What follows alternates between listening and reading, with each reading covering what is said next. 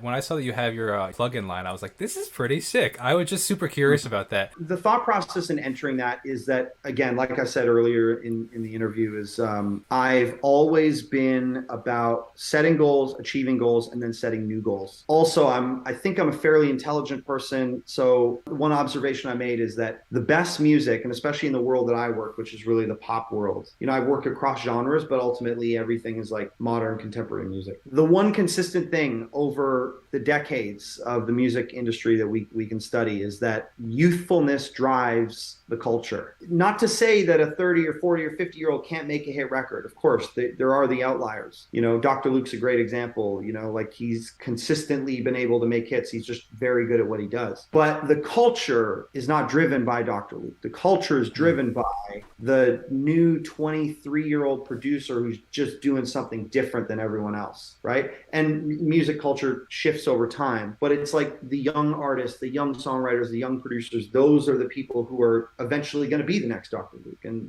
they're the ones who kind of push music forward. So I say that to say, in my mid 30s, I'm looking at my career and saying, one day I'm not going to get that call anymore. And do I want to be the old guy who's just grasping to maintain that thing of being able to work on the hottest music and the coolest stuff? Or do I want to sort of transition into another area? And it wasn't about transitioning even. It was about like managing both. And anytime I take on a new business, I always ask myself two questions. And now I ask myself three questions. But at the time, I asked myself two questions. Does this new business support my existing role and brand as a creator, as a producer, as an engineer, as a mixer, songwriter? And does my existing career as a creator, a producer, contribute and add value to this new business? If it doesn't, I probably shouldn't be wasting my time doing it because I only have so much bandwidth. And so I got to make sure that these things are Yeah. complementary of one another. And I thought, What's I the love third question now, though? What do you ask yourself now? third question is my manager, Neil Jacobson, had me read a book earlier this year. I had a meeting with him and I was telling him all the things that I do. As you can tell, I do a lot of different things. He was like, I want you to read this book and then come back to me. And it was called Essentialism. It's actually a fantastic book. So I recommend it. He said, read the book and come back to me. And I read it. And essentially the thesis of the book is, okay, you can do a lot of different things, but what is the absolute most important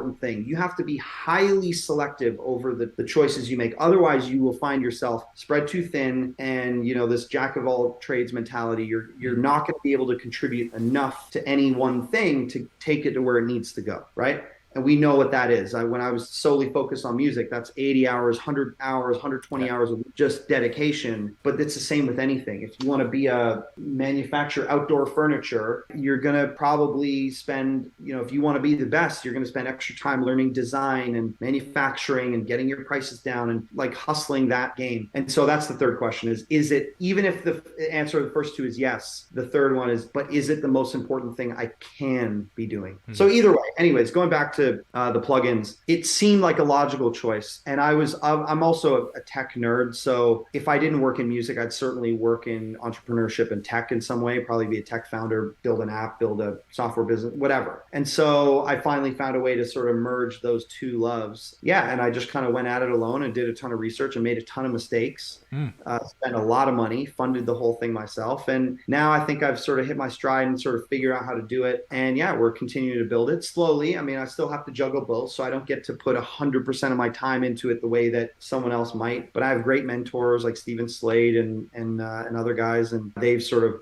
given me great advice along the way and been incredibly supportive of me. So yeah, it's something I'm excited about, and I think I have a ton of ideas on cool things that I build.